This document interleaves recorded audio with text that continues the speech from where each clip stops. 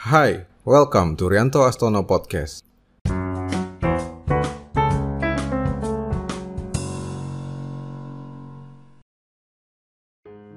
Pria, meski diketahui kalah emosional dibandingkan wanita, ternyata menyimpan masalah psikologi yang cukup kompleks yang mempengaruhi berbagai sendi kehidupan.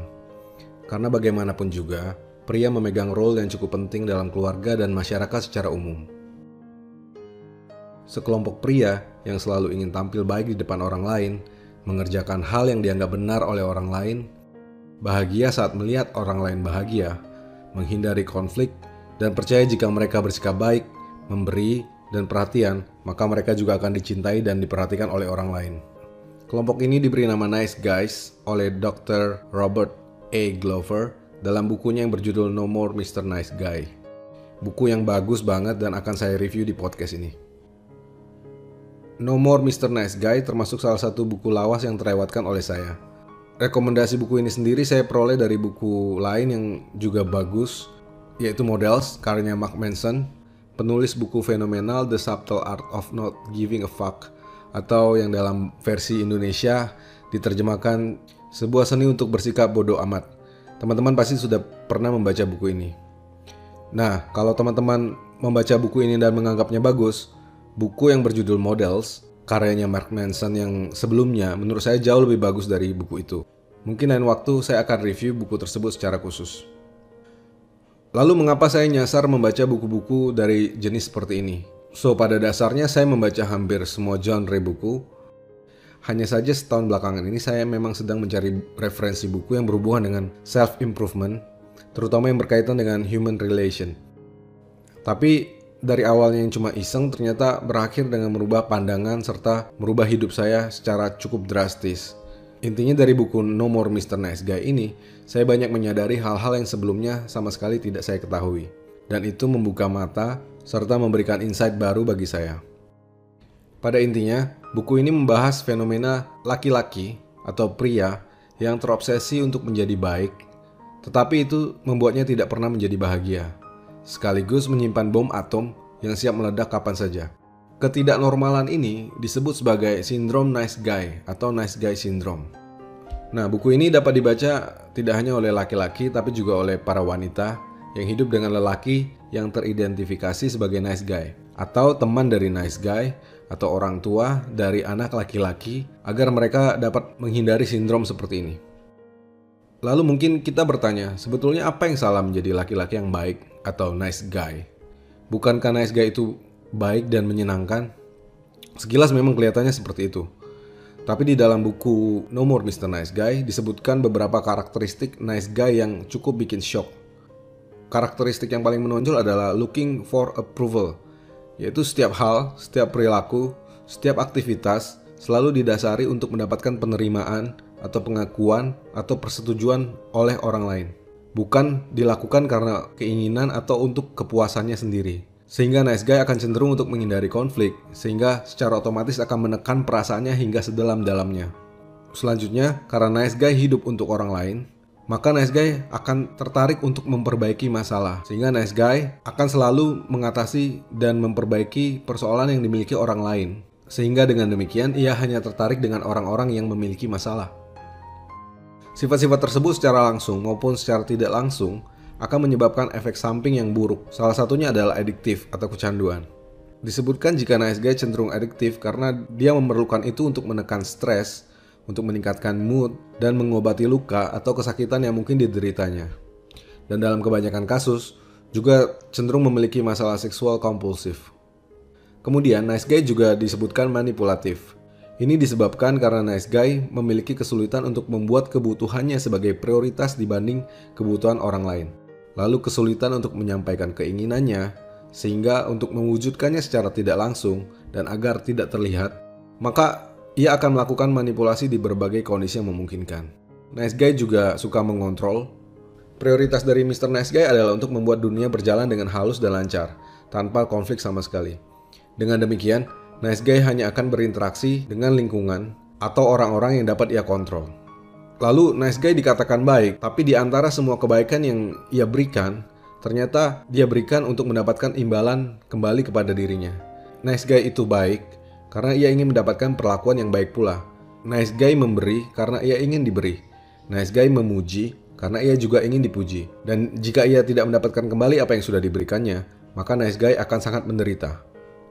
Ada banyak lagi karakteristik nice guy yang ditulis di dalam buku yang ternyata cukup bikin ngeri saat membacanya.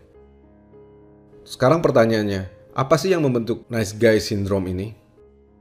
Di bab kedua dijelaskan secara cukup panjang tentang berbagai faktor yang menyebabkan nice guy syndrome. Tapi secara garis besar, nice guy itu terbentuk dari anak lelaki saat mereka tumbuh besar yang kehilangan sosok ayahnya. Baik itu karena perceraian orang tua, atau karena ketidakhadiran sosok ayah akibat fenomena sosial dari masyarakat agraris menjadi industri yang menyebabkan banyak ayah yang tidak berada di rumah, sibuk berada di luar, dan menyerahkan sepenuhnya pengasuhan kepada ibu.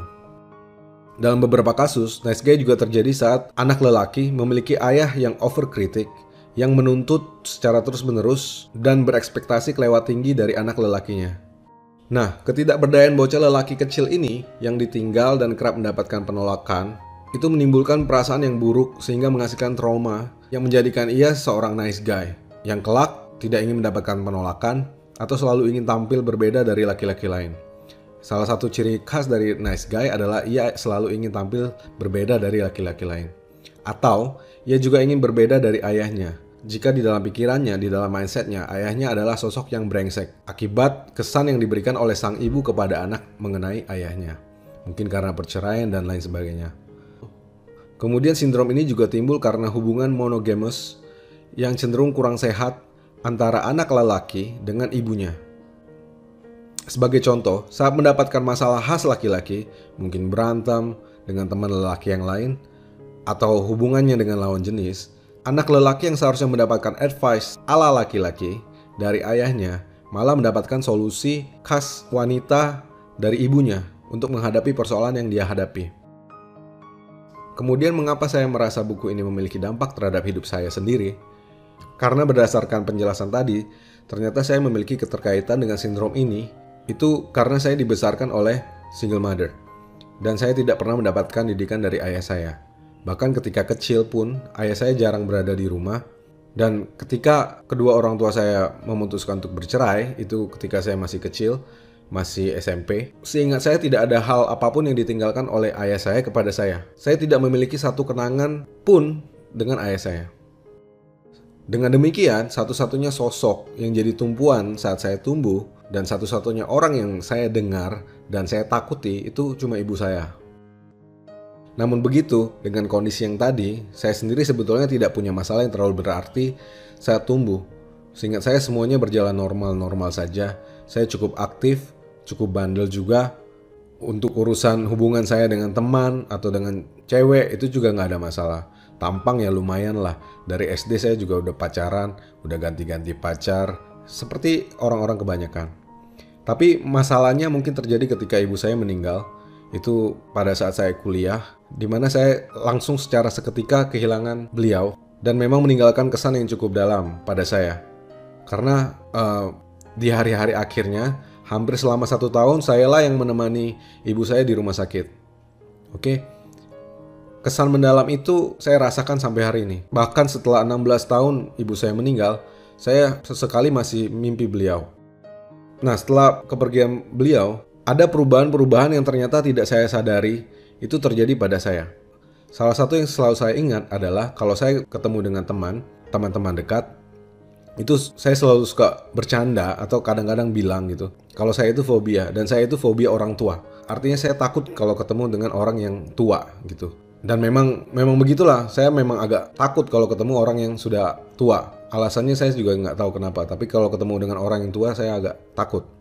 Nah, barulah setelah saya membaca buku ini, saya menyadari jika sebetulnya saya itu fobia bukan terhadap orang tua. Ternyata saya fobia terhadap laki-laki. Mengagetkan. Tapi ya di luar itu, saya tetap merasa hidup normal dan lancar. Tapi saking lancarnya juga, saya nyaris tidak pernah memiliki masalah yang berarti.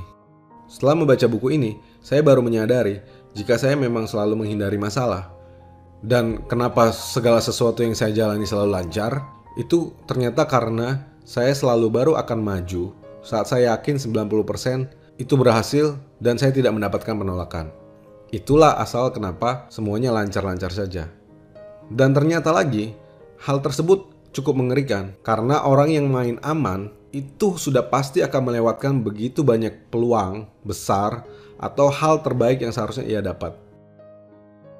Dan masalah terbesarnya ternyata, letak masalah paling besar dan paling mendasar adalah semua hal tadi yang saya ceritakan kepada Anda. Ketika seseorang menjadi nice guy, ketika saya menjadi nice guy, itu ternyata semuanya dilakukan secara tidak sadar. Mayoritas orang tidak akan menyadari sampai ketika masalah datang bertubi-tubi atau saat ia merasa ada sesuatu yang keliru dengan hidupnya. Atau dalam kasus saya, setelah saya memiliki sedikit masalah, kemudian saya menemukan buku tersebut, kemudian saya membaca dan melakukan evaluasi, barulah saya tahu, oh ternyata begitu. Jadi mungkin saja Anda adalah seorang nice guy, atau mungkin Anda hidup dengan seorang nice guy, tapi Anda atau pasangan Anda tidak tahu kalau itu adalah nice guy syndrome yang sebaiknya harus diatasi. Saya sendiri merasa cukup beruntung karena saya menemukan buku ini dan menyadari kecenderungan buruk yang saya miliki akibat histori masa lalu yang saya punya. Mudah-mudahan saya bisa memberikan pengetahuan yang penting bagi teman-teman yang juga mengalami hal yang sama tapi tidak menyadarinya. Di dalam buku, dijelaskan secara runtut dan sistematis bagaimana cara untuk mengatasi persoalan nice guy syndrome ini supaya dapat menjadi lelaki yang seutuhnya. Bukan bad guy tentu saja, tetapi lelaki yang seutuhnya lelaki, menjadi gentleman. Oke? Beberapa ciri-ciri khas dari gentleman yang ingin dicapai setelah keluar dari sindrom nice guy adalah: pertama, laki-laki yang memiliki kesadaran diri yang kuat, mencintai dirinya apa adanya. Kemudian, laki-laki yang mengambil tanggung jawab untuk kebutuhannya sendiri. Lalu, laki-laki yang nyaman dengan maskulinitas dan seksualitasnya. Kemudian, laki-laki yang memiliki integritas, melakukan apa yang ia mau, bukan yang diminta oleh orang lain. Untuk mendapatkan detail bagaimana solusi untuk keluar dari sindrom ini, Anda harus membaca buku tersebut. Nah, saya sarankan Anda untuk mencarinya di Google Book atau di Amazon. Ini buku lumayan lama, jadi memang harus kita beli dalam bentuk digital. Dari buku tersebut, saya sendiri memiliki beberapa saran yang bisa saya tambahkan, yang bisa saya share kepada teman-teman. Di antaranya, untuk Anda yang memiliki anak laki-laki, jangan biarkan anak Anda kehilangan sosok Anda sebagai ayahnya. Kita, sebagai lelaki, pasti lebih tahu dan memiliki saran terbaik baginya saat harus menghadapi masalah laki-laki dibandingkan ibunya. Bagi single parent wanita dengan anak lelaki tanpa ayah, saya menyarankan Anda untuk sedapat mungkin mencarikan sosok ayah bagi anak Anda. Bagaimanapun juga, anak lelaki Anda akan membutuhkan itu, terutama pada saat ia bertumbuh menjadi remaja dan dewasa. Sekuat apapun Anda, perempuan tidak akan pernah bisa menjadi laki-laki, dan demikian sebaliknya. Kemudian untuk anak laki-laki yang bersekolah, para orang tua sebaiknya mencarikan guru laki-laki ketimbang guru perempuan. Nah, masalah ini juga merupakan salah satu isu yang diangkat di dalam buku, bagaimana sistem pendidikan kita itu ternyata kekurangan guru laki-laki dan terlalu banyak guru perempuan. Padahal kita membutuhkan guru laki-laki, terutama jika anak kita adalah laki-laki. Sebagai penutup, ada 2 poin yang ingin saya tambahkan. Pertama, setiap orang memiliki masa lalu, dan hanya orang-orang bijak yang bisa belajar dari masa lalunya, menerima seluruhnya sebagai bagian dari hidupnya, dan mau memperbaiki hal-hal yang tidak baik demi masa depannya. Kedua, hidup itu tidak sempurna dan tidak mungkin sempurna. Setiap orang memiliki masalah, setiap orang memiliki kekurangan, tapi hanya orang beruntung yang bisa belajar dari kekurangan dan masalah yang mereka miliki, melakukan introspeksi dan memperbaiki dirinya terus-menerus, dan bukan menolaknya. Semoga bermanfaat.